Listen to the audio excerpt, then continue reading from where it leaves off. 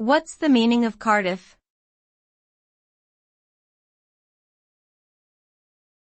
Cardiff.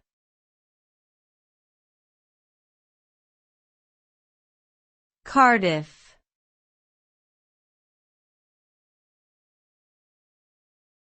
Cardiff.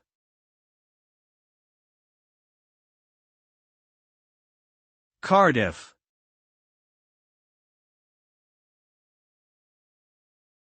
Cardiff is the capital and largest city in Wales.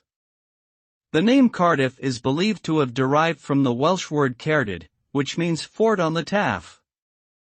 Cardiff's history dates back to Roman times, and the city played an important role as a port during the Industrial Revolution. Today, Cardiff is a thriving city with a rich cultural heritage and a modern economy. It is home to numerous landmarks, including Cardiff Castle and the Millennium Stadium, and is a popular tourist destination.